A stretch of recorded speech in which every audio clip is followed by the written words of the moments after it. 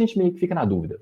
O que é esse negócio chamado iniquidade? Bom, então a gente primeiro precisa entender o que é a iniquidade, o que se trata a iniquidade. Se a gente vai no original, no Novo Testamento, tem várias partes, né, que falam sobre iniquidade, inclusive, a gente vai passar por algumas delas para você ter uma compreensão de quão nocivo e de quão profundo que isso é. Mas a palavra que define iniquidade, e a gente vai dar outras definições para ela também, é a palavra grega adikia. E a iniquidade trata-se de uma força que faz com que o ser humano se incline, que o coração do ser humano se incline a desobedecer a Deus e que leva o ser humano a cometer o pecado. Basicamente é isso, né? É uma força condutora que faz com que o ser humano seja ou queira ser desobediente a Deus e que faz também o ser humano pecar. Mas vamos definir um pouco melhor essa palavra em grego, adikia. Não sei se você sabe, muitas das nossas palavras, inclusive no português, vêm de origem grega, e a gente pode quebrar ela para entender um pouco melhor como que funciona a questão da tradução, né? Então, o a de adikia, ou de outras palavras, o a geralmente é uma negativa do que vem depois.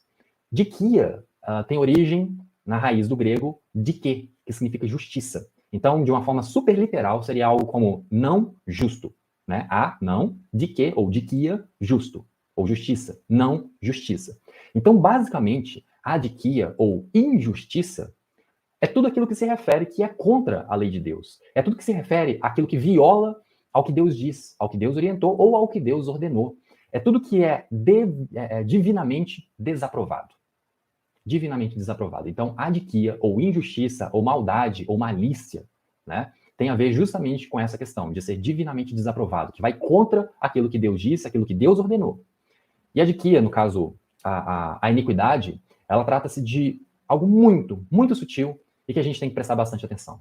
Muita atenção, por quê? No caso da iniquidade, ela é como se fosse uma cola super bonder. Antes de eu falar disso, deixa eu contar uma coisa para você, que é o seguinte. Alguns dias atrás, na verdade já tem alguns meses, a minha filha, que inclusive completou ontem 10 meses de idade, tá uma gracinha, né? Se você me acompanha nas redes sociais, me acompanha aqui no Instagram, pode ver de vez em quando algumas fotos que eu coloco no Stories com ela. Há alguns meses ela recebeu uma cadeirinha de presente. E essa cadeirinha, ela foi feita de plástico, uma cadeirinha para alimentação, né? Para que ela pudesse ficar mais firme, para poder realmente começar o processo de alimentação dela, que isso começou lá em janeiro, dezembro para janeiro. E aí, nesse processo, essa cadeirinha ela tem uma bandeja. E aí, num processo de descuido da nossa parte, a gente tirou essa bandeja de qualquer jeito e quebrou um pedacinho do gancho, que é de plástico. E aí, a partir disso, a bandeja ficou meio capenga, né? De um lado ela firmava, do outro não tão bem. Consequentemente, a gente tentou fazer um reparo, né? Já que não tem peça sobressalente e tal. E aí, o que acontece? A gente tentou colocar aquilo ali, uma cola super bonder. Colocou, inclusive, uma estrutura de metal para que a cadeirinha pudesse ficar mais segura. Funcionou por alguns dias.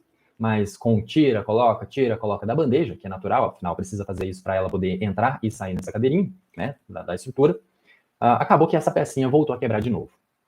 Só que agora, nesse último final de semana, aconteceu algo que eu não sabia que funcionava dessa maneira.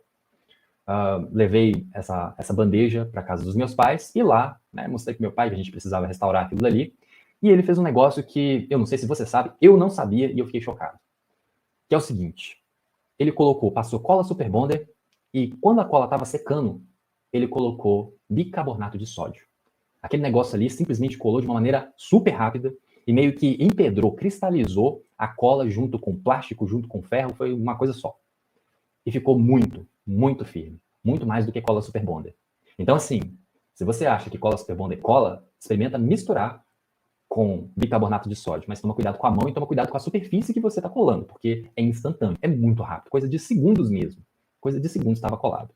Por que eu estou contando isso tudo?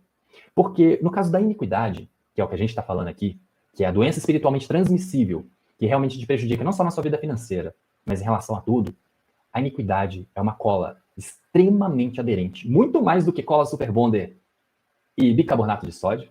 Então a iniquidade é uma cola extremamente aderente, extremamente viscosa, extremamente pegajosa, super tóxica, que te faz mal e que permeia diversas áreas da sua vida e que começa a expor determinados pontos em que vai te fazer mal, principalmente espiritualmente. E aí vem as consequências em nível emocional e também em nível natural, no caso das finanças, em nível emocional e em nível prático.